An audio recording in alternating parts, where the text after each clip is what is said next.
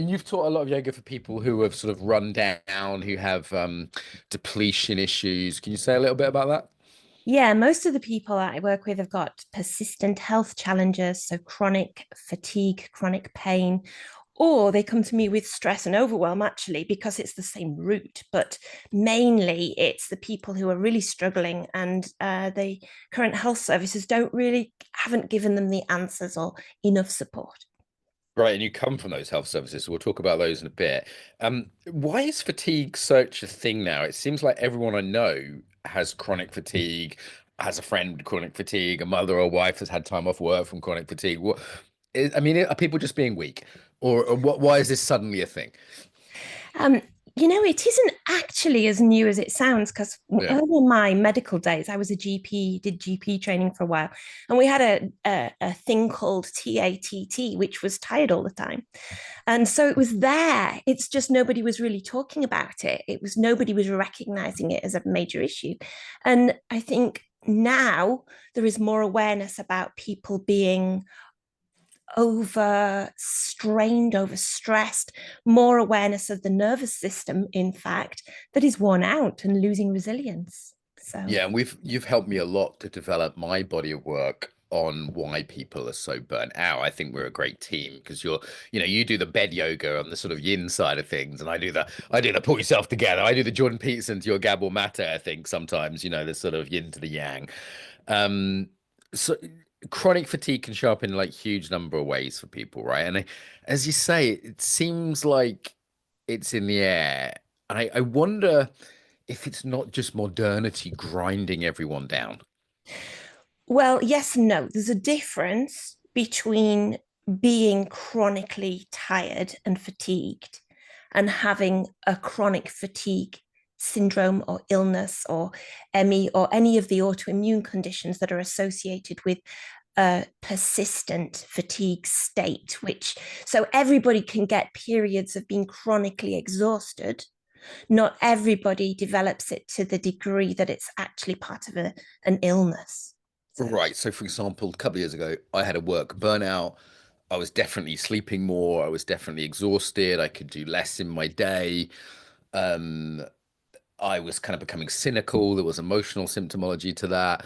It wasn't exactly mental illness, but it was on the sort of verge of some of those things at times. There was depression, anxiety.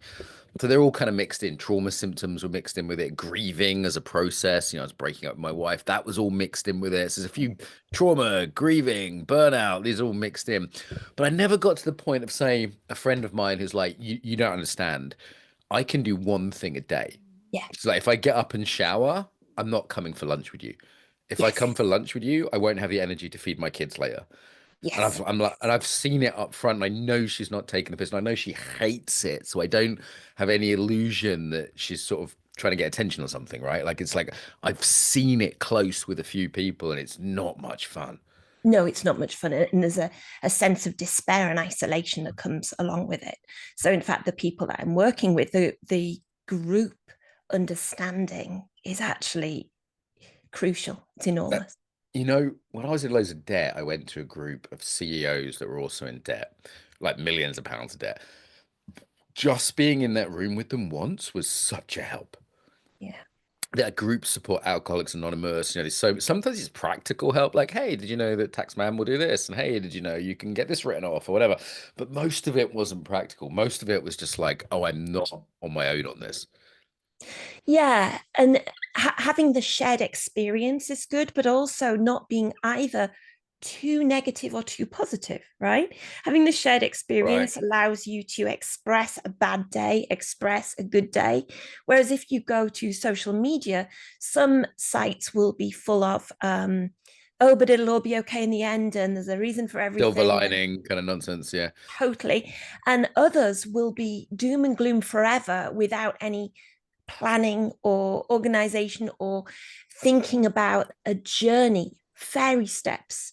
And then, of course, there's the fixers. There's a load of fixers out there. And this is where yoga gets a bad rep, actually, because many people will have heard, oh, have you tried yoga? And, your average yoga class won't Oh, help. someone goes to vinyasa, they're going to just like my friend of mine the other day went to what was advertised as gentle hatha, and she said it was just hardcore gymnastics. Yeah.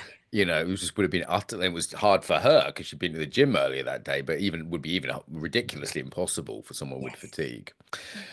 There's a few causes here, right? So what philosopher Han, Korean philosopher, calls the burnout society is part of it, but some people it's post-COVID, right? Like that's a big thing now. Yeah, I mean, you can look through a series of lenses, and there's a strong autoimmune component for many people.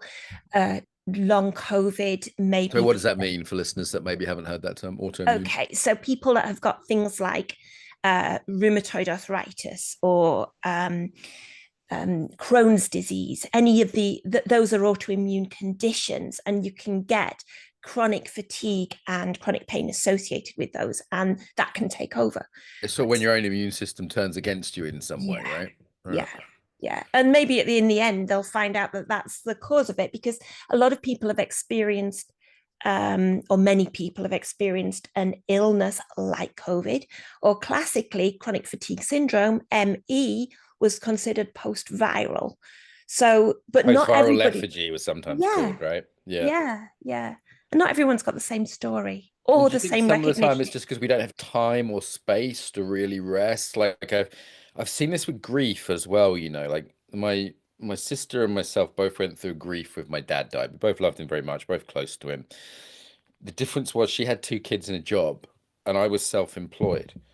So I was able to take quite a lot of time out. Yeah.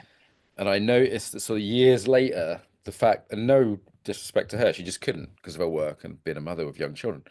Like there's a very different process as a result. And I wonder if a lot of the viral stuff's like that. People just can't rest like they need to. Yeah. And we don't completely know, but the awareness is actually really important. And if I look back at the way I was working with a lack of awareness of the need for the level of balance. So I didn't take sufficient time for the downtime, for the rest time. When you personally were working. Yeah, yeah, Okay, so as a let's doctor. let's before we come to your personal story, I do want to. Is there also a crossover with depression here? I imagine this kind of a Venn diagram of things, you know, that imagine if someone's kind of psychologically depressed, it's gonna because also depressed people can't get out of bed very often, they have low energy. It's a bit of a Venn diagram there. Well, there is, and there's also, it depends what lens you're looking through. So if you're looking through a polyvagal lens, Right, which we will uh, come to, yep. yeah. Or if you're looking through, as a psychiatrist with a background, looking through a mental health lens, but in fact, none of them are wrong. Depression can cause fatigue, but chronic fatigue and isolation can cause depression There's a or low mood. potential bi-directional link there. If you can't get out Yeah. of bed, get social support, sources of meaning go, that makes a lot of sense.